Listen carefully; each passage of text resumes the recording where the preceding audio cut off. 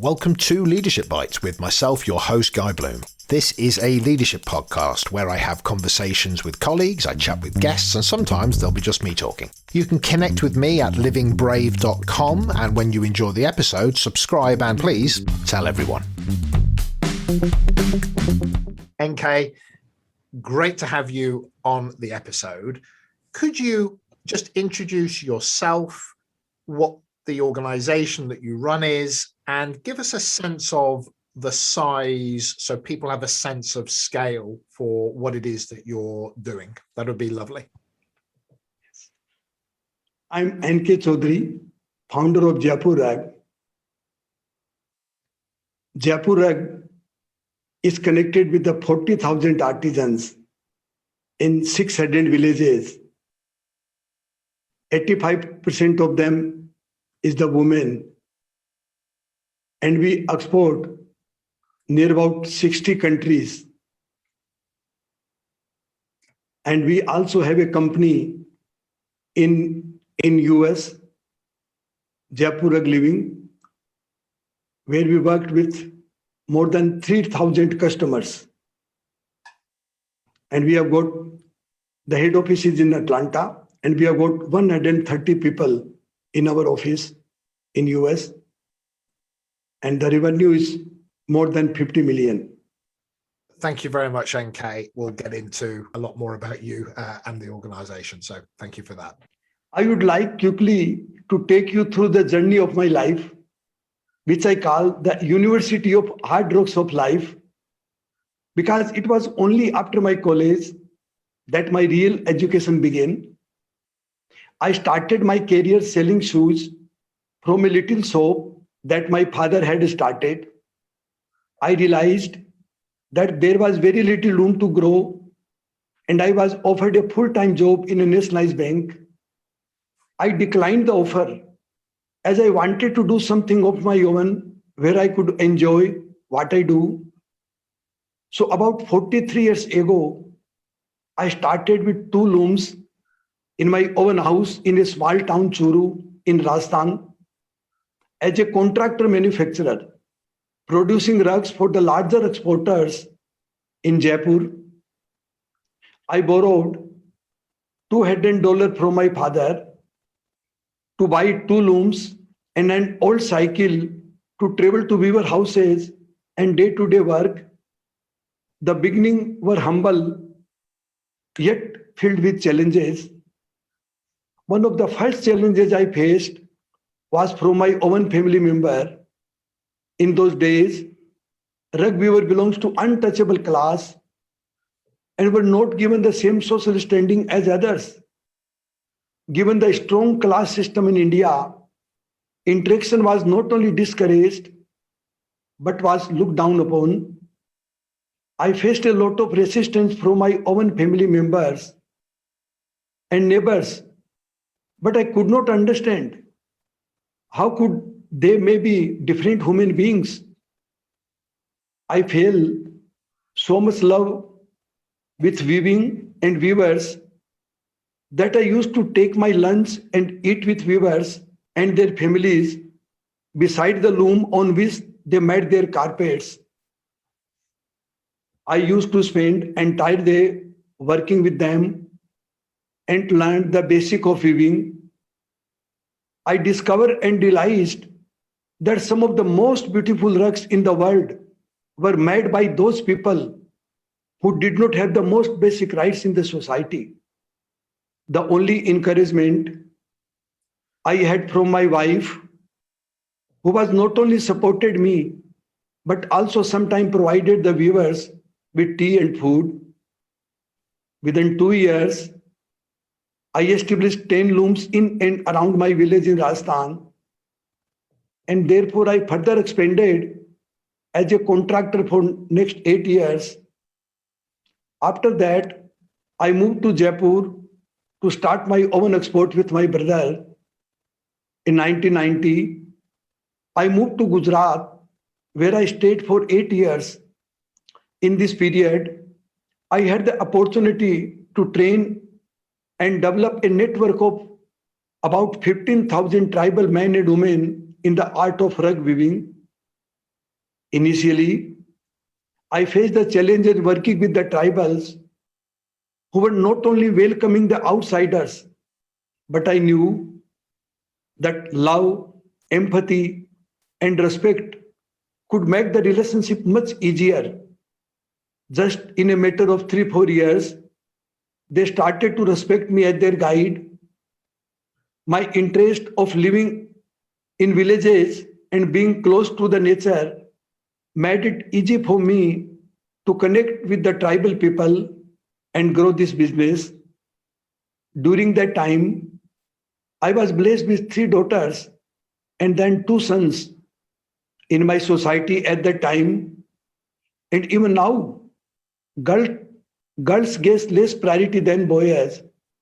My British friend Aile Cooper suggested that girls are often more efficient and more receptive.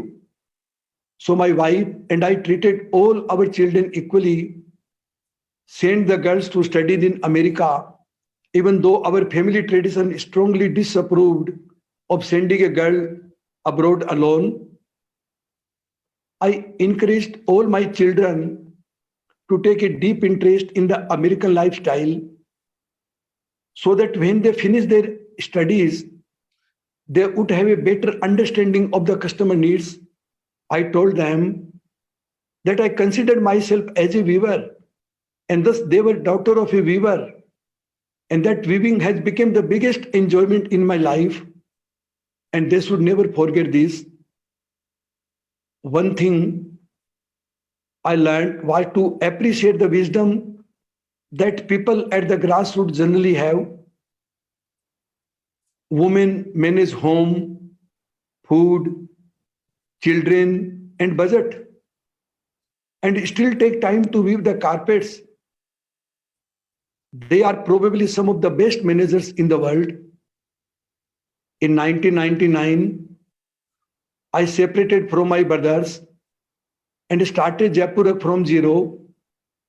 I also established a company in USA to move closer to the customer. Initially, I had little knowledge of business and finance as I spent my time with weavers in villages. As a result, I had to face a lot of problems, and it was one of the most challenging moments of my life where I had to learn the things which I did not learn in last past 20 years of my life. I had already been very successful in creating a good name of myself for quality and quantity in carpet weaving. But once I started again, I had huge problems and failure for the first 3 years. Then I started to introspect. What went wrong? I realized that my past success has created a false feeling of goodness within me. I realized that good is the enemy of best, and I have developed a mental disease called euphoria. I was highly successful at working with the people at grassroots, but now I have to learn new skills and change my leadership style to run a global business. I observed that it was me who was restricting the growth of the organization as I was everywhere in each decision. So I have to remove myself, my perception from every decisions and use natural talent, wisdom, and capability of the individual to see the things as they are, not as I want them to be. I was an ice cube, so losing myself was like melting the ice to become water, and it can be flexible and take any shape to become simple enough to let natural growth happen. Up to now, I relied on the entrepreneurial skills and leadership quality of the uneducated people, and they have gained a deep understanding of our business. But to support the rapid growth of the business, I had to hire fresh and experienced educated professionals. But they all put me upside down. That was the right time for me to learn how to deal with so-called professionals I learned that knowledge is power, but too much knowledge and knowledge gained without practice develops ego. Practitioners sometimes get the skills without having the knowledge. To break the ego of the professionals, I started a learning initiative which we named Higher School of Unlearning. We made the professional work with our older uneducated managers in different departments to develop a deep understanding of the business processes. I also took the challenge to teach them the basic fundamentals to manage the business and people like ours, which they never learned in their school and colleges. We worked on the management philosophy, finding yourself through losing yourself. Finding yourself through losing yourself. The more I lose myself, the more I find myself. In 2004, we set up Jaipur Rugs Foundation to nurture the human connection at the grassroots. This in turn brought mindset change, empowering our artisans to develop the understanding of the customer needs. In early 2008, Professor C.K. Palad, who was one of the top management guru at that time, called me and asked me if I knew who he was. I replied, "Who does not know you?" But I was extremely surprised why he has called me. He said that he wanted to do a case study on our business model. And then I said that what we do is very simple. What if you write it, no one read it? Even my neighbors does not know me.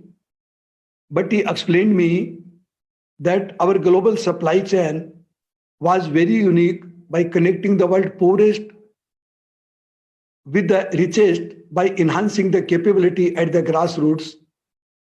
I believe that innovation will be key for Jaipur Rugs to grow further.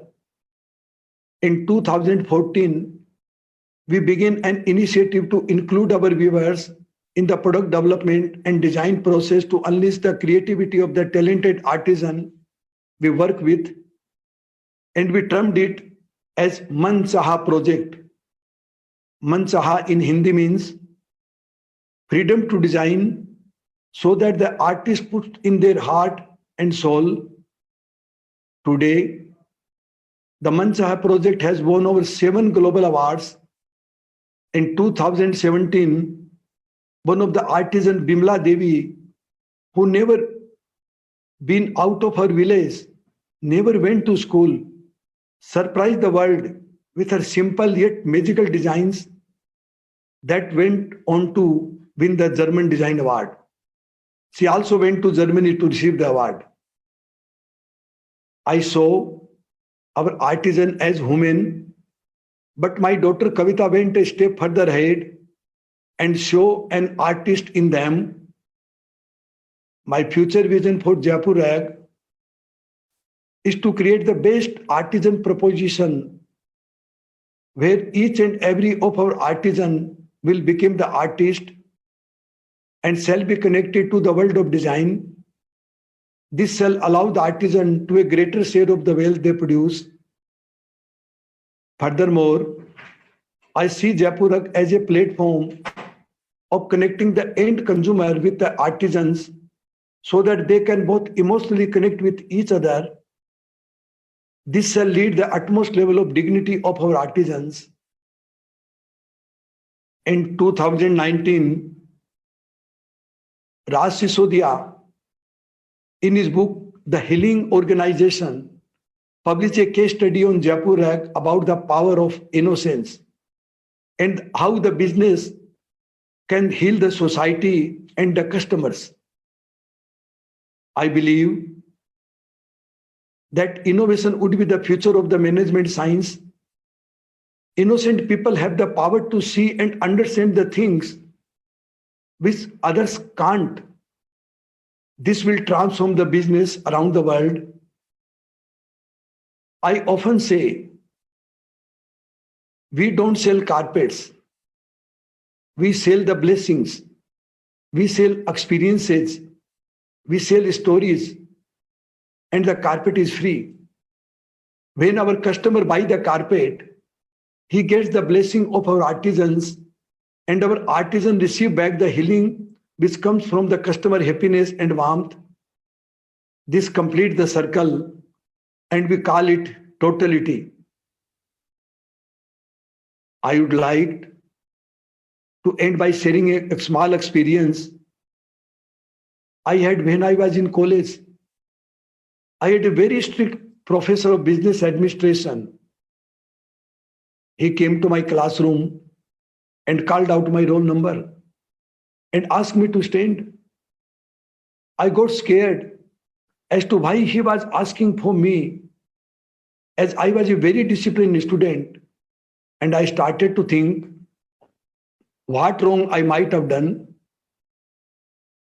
Then he took out a test copy and showed to everyone in the class, saying that, look, the answer this boy has written. The question was, what is the definition of business? What I had replied was, business is next to love. Business is next to love. It is a creator and preserver of civilization. The professor then said, this boy will become a different businessman one day. Thank you.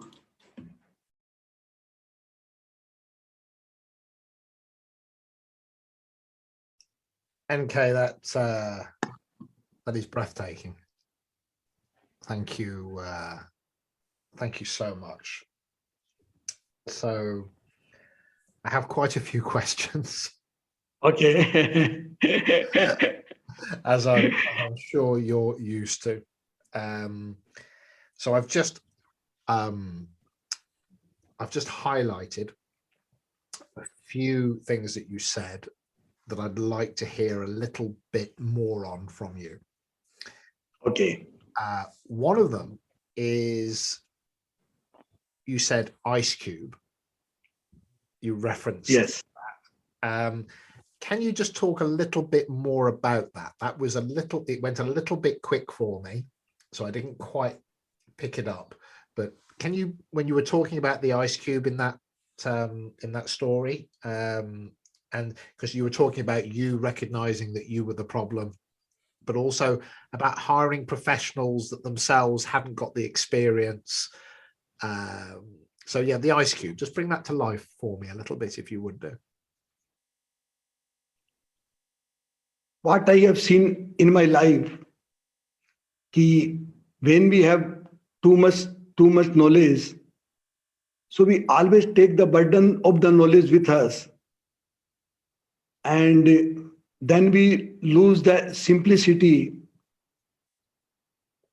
And I think to be like a child is the greatest thing in the life. We must be like a child who is curious and who is not rigid. So when we become rigid and when we have a fixed mindset and we think that we know everything, it stops us from the learning. We become blind. We can't see the future. We can't see our own mistakes. So after I realize, then I can see my own mistakes, the micro ego which I developed within me. And the ice cube is a symbol of not being rigid, but then melting, so you are filling the space. Have I understood that correctly? Yes. This is true. This is true. Okay, good. Thank you. And only after that I started learning, and I am happy to tell you that now the vision which Jaipur Rugs have,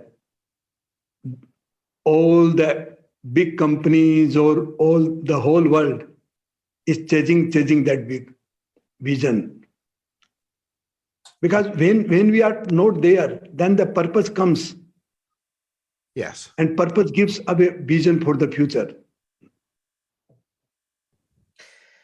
So I loved this idea of a school. I think you said a school of unlearning. Yes. So it's a fantastic phrase. And again, I just want to make sure I've understood, which is that people can come with, I think the phrase I would have there is their cup is full. And so there's no room for new knowledge. But maybe I've heard something else there, which is you've made an expectation that you have to learn beyond just your academic capability. Right. You have to understand from the ground up what it is like, for example, to use that broom or to sit in that on that loom, and to understand how hard it is to do that, or etc. So if I've understood that correctly, it's about learning what is around you so you can value it and appreciate it. Have I understood that correctly? Yes. I would like to give you an example that I wrote a blog on my LinkedIn about the unlearning, and the most senior strategy partner of Bain and Company, he liked my post very much and is also a very good friend of me. So this year they have chosen the theme for the CEO forum. Their first theme is unlearning, and they have included me. They say that most of the companies, including the 5 ardent fortune companies, the CEOs and decision maker and management people, they have got a very high ego, and ego makes a man blind, and that is very, very damaging and very destructive for their companies.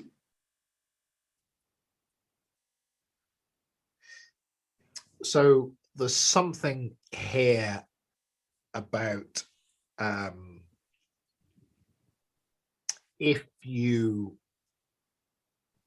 overly value your own knowledge and you believe that your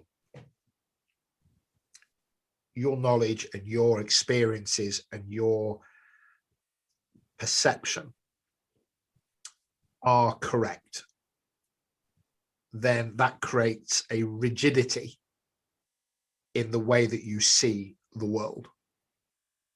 Yes. And when we come to innovation and learning and empathy, actually, Right. I have to be able to unlearn is interesting because senior people have had so much success that everything tells them they must be doing it the right way. Right. Because look, I've achieved all of these things. Right. So the challenge when you have a lot of confirmation that you are correct is that willingness to look outside of your own truth, I think is what I've heard. Have I understood that correctly? Yes. I want to tell you that most of the managers, most of the decision makers, they create their own identity. And so there are 2 things. One is their role, and one is their identity. And identity means a false image. I create a false image of myself. And when I create a false image of myself, then I always afraid of losing it. So I don't want to lose that my own identity. So I forget my role and my identity becomes stronger. And then I became defensive and it creates the problem. Okay, that's very interesting. So I become more it becomes more important to me to defend my ego and the way I want people to experience me. Right. Because to maybe change, to acknowledge I'm doing something the wrong way, or to recognize that somebody is better at it than I am. There's a lot of things possibly there. So it requires that unlearning. I like that very much, NK. And that led me then to that finding yourself through losing yourself. In Buddhism, there is a phrase which is, all suffering is caused by wanting. And if you stop wanting, then suffering ceases, because comparison is the thief of joy. If I look at you and I want what you've got, my own happiness is dissipated. These elements I'm hearing in there, but that finding yourself through losing yourself is that release of ego, that willingness to be vulnerable, but actually within that is your strength. Have I understood that? Yes, yes. Because the more I lose myself, the more I lose my ego, then I will develop the power of observation. Because when I'm there, I make all the decisions with the past. I will make the old decision with prejudice. And when I'm not there, my observation became so far, so good, that I can see the world as it is. And if I can't see the world as it is, then the way I see, I create the problem.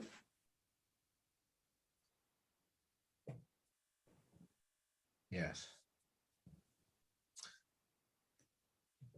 So for many people of a certain level, well, maybe just many people, if your identity, if when you're looking at the world, you're looking at it through almost, if these glasses have my identity in them and I'm looking through those, Yes. Yes. what I'm seeing is altered, reinforced, or my fears through this. But if I can take them off and almost be naked, then I'm going to pay attention to the world in a very different way. Yes. Okay. That's super helpful. Thank you. So I was very also very interested. I'll get spellings after we finished, but this freedom to design, this did I say I'm Munsaha? Mansaha. Yes. Mansaha. Munsaha. Right. We'll have fun with that later, I'm sure. So Munsaha,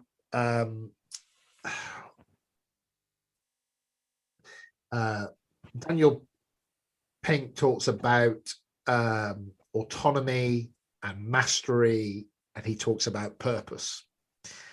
And in some respects, this feels like the stepping stone after that.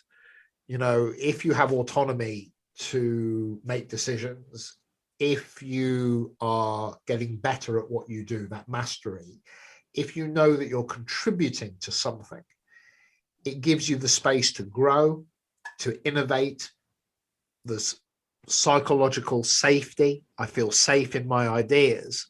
And then, if I'm reading this correctly, that freedom to design, and it could almost say the freedom to contribute, but that, right. And I might contribute, my design might be the rug, my design might be how this project works. In some respects, then that freedom to design, to contribute, to bring the best of myself, the artisan in me. And if my art is financials or my art is design, then then it doesn't matter what level you're at. It doesn't matter how old you are. Right. If it's there, it's there. Again, have I understood that? Yes, correctly. Because when you get the freedom, and I would want to add two things, that the freedom should be driven by the love and direction. If we give them the three things together, then they will definitely put their heart and soul, whatever they do. And the quality of work will totally change. It will make their work divine. So you're using, and I like it a lot, but I was about to say the word but there, and I've just recognized that I said but, and I meant to say however. However, what I notice is that you're using a vocabulary. I mean, the word direction, that's fine, but to a Western mind, when we say the word love and we use the word divine, in the hard commercial markets that I see most organizations working in, those words don't sit very comfortably. But yes, I agree with you, but I recognize that I hesitate, I recognize I would hesitate to say love and divine to a client I've got.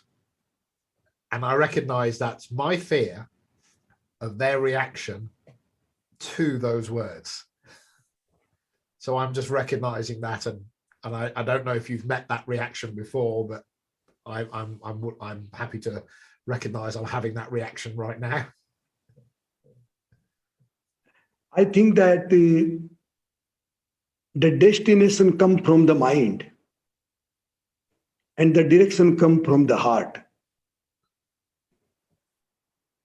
So generally what happens in business, that we are always trying to achieve the destination, which is numbers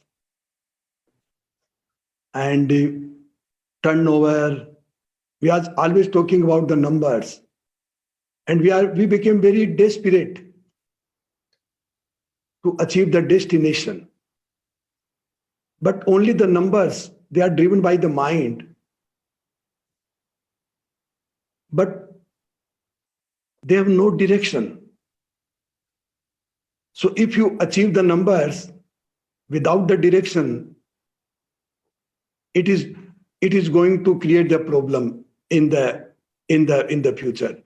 Because anything which is not driven by the love, if anything not driven by the heart, it is not going to sustain.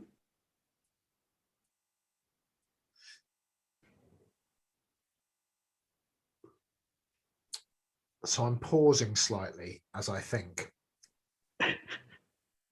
People will work for money because they have to.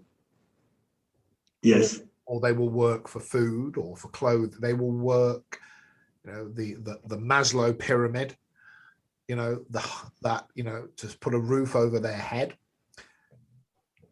And that's transactional. That's maybe from a place of fear. I have to do this to survive. And I'm obedient. So I'm not following you. I'm obedient to you. What we're talking about here is, at the top of that Maslow pyramid is self-actualization. It's that right growth of yes. me as an individual. Right. And I'm hearing you say there, if we go to that place, yes, and create, you can say love, you could say genuine care, you could say yes. a warmth, you could Yes. say my recognition of you as a human being, and I'm one too. Right. But if we go to that place, I'm hearing that discretionary effort, innovation, commitment, these things flourish. Right. I agree. Right. Okay. Because then what I have seen in my whole life, generally people say that I have worked hard and this is the result of my hard work. But I don't think that way. What I realized that when you were doing the hard work, what was going in your mind? If the hard worker is driven by the empathy, by the love, by the compassion, it totally changes the result.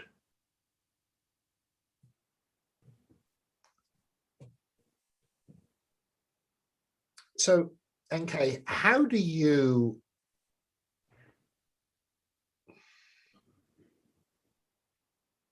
my experience of humanity is Yes. It's a distribution curve for everything. That there are some people who gravitate towards a thing. There are some people that want to see what everybody else is doing and then they'll move towards it. And then there are those that are what I call the wolves. They're a wolf. They're, for whatever reason, their inherent characteristics, the life they've led, and they may be good people, but they've had to live a certain way to survive. And I wonder, how do you deal with, how do you stop the wrong people from maybe infecting, and that is the word, not affecting, but infecting your organization? And the reason I ask that is organizations that I work with, there is, once you go above 10 people, there is usually somebody who is playing their own game. They have their own agenda. And when you are talking like you talk, and one of the reasons I was so keen to have this conversation is I trust you. I can imagine that some people think that this is an easy place to be a wolf because they think they're amongst sheep. Right. And I wonder, I have this model, which is shepherd, sheepdog. So the shepherd guides, the sheepdog contributes, and then below the line, there's the sheep who are kind of obedient but doing what they're told, and then you've got the wolf. And I see you as the shepherd. And I wonder how you handle the wolves. Yes, I think that is a great question. And generally people don't talk about this in their businesses. Everybody is suffering, but nobody talk about this. My experience said that I was the biggest sufferer in my life by this cunning, by this smart, by dishonest people. And I realized it very, very late that what is the problem. And ultimately I found that they are not the problem. As I told you before, I am the problem. Why I am the problem? Because I never defined my core. I never defined my vision, values, my principles. And ultimately, Bain and Company help us to define our core.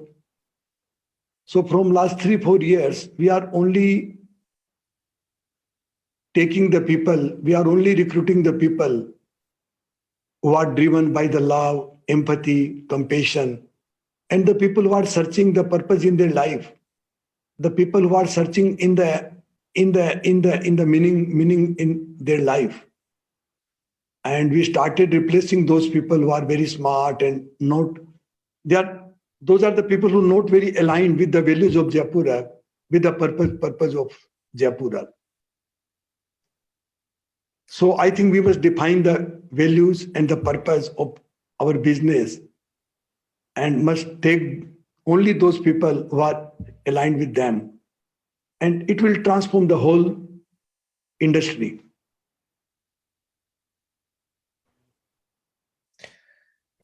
So this for you then is absolute clarity, that, and taking that from what you feel and what you know and what you do, but putting it into an overt form, almost like a lighthouse, so you can turn the lighthouse light on. Yes. And it can, and you can say, that's what good looks like. And you can all see it, so there's no confusion. And if you're ever unsure, because maybe somebody above you is trying to take you away from the light, well, there it is. Yes, So yes. I've understood that. That's really what we've said there. Absolute clarity, and make it known to people. So Yes. they don't have to be exposed to you. They don't have to go, well, I think what he's trying to say is, it's very clear. Yes. Okay. So, NK, I mean, this is a story, and you are a person who I could talk to for probably about 2 weeks. So I have to be careful. I have to be very careful about what I do here. So there might be an episode 2, but I think I have two probable questions. One is, when you live a life where you are open to learning, it can be different to some people. You know, they have this one moment in their life where, oh, that put me on the right track. I have a sense that you were on the right track from the start, but, you know, because of the upbringing, the who you are. So is there one, maybe 2, but is there one book, one scripture, one conversation, one moment of personal reflection that you can point to that said, that's the bit that really, or that's one of the stepping stones, that if I hadn't had that conversation or met that person or read that book or that poem or whatever it is, I'd have been less for not having done that? And I'd love you to share something like that. I think since I started this business, I was driven by my heart. And I realized very soon that there is a compass within ourselves, who continuously says us, are you going in the right direction or not? So I listen myself. But my transformation happened 7-8 years before, when I started Jaipur Rugs and my business started growing like the wildfire. So there were so many family members, my 5 children joined the business, and more professionals joined the business. And at that time, I found that with so many people, my values are not matching. And I was in stress. And I don't know what was happening. And at that time, I realized that if I can't change the situation, I will start changing myself. Then I started working on myself. I started a deep introspection each morning. and I started working on my own consciousness. And I'm happy to say that the change which I got in last eight years is changing my whole family, and it is changing the whole organization. So the secret is that if you can't change the situation, and then you take the responsibility, you start changing yourself. And when you start changing yourself, you will see the results in your organization. Thank you, NK. And my second to last question, and it's a little bit of it's a cheeky question, but because there's a humbleness to you that I respect, but I'm going to still ask it. What's the best bit of advice that you've ever given somebody?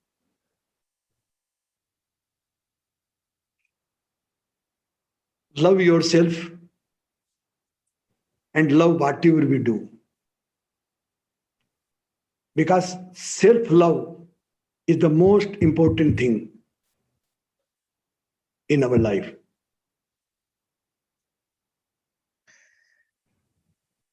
So thank you. And what is the future? My last question, just to respect your time here. What is the future? If we speak again in 10 years for a podcast that says, where are we now?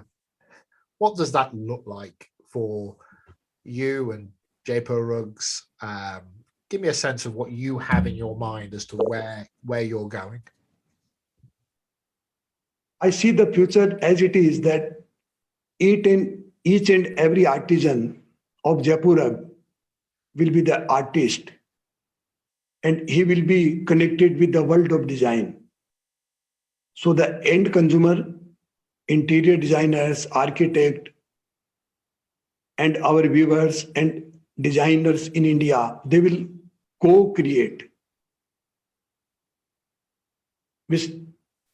Because in the carpet industry, everybody was working in silos. That is why they can't create a great future. So I think co-creation will be the future. So getting rid of boundaries, getting rid of that human filter that we put on things, and just coming together to do something that adds value to ourselves and to others. Yes. Yes. Thank you. Okay. Well, NK, I'm going to bring us to an end, and I'm going to ask you just to stay on for a few more moments so we can chat at the end. Okay. But I loved the conversation that we had a few weeks ago. I'm so grateful that you spent the time to do this. I think anybody that is busy running an organization and then can make time to do this is doing something very generous. So I have, I've done about 45 episodes now of this podcast, and you absolutely resonate. And what you're doing is really, really very powerful. So I just want to say thank you from myself. And I'm sure there will be listeners that have loved this episode. So thank you very much, NK. Thank you. That's it. So I hope you enjoyed the episode. Please share so others get to hear about us, and subscribe so you keep up to date on new episodes. Also visit livingbrave.com if you want to connect with me and find out more about executive coaching, team effectiveness, and changing culture. Oh, and of course you can buy my book Living Brave Leadership on Amazon. So on that note, see you soon.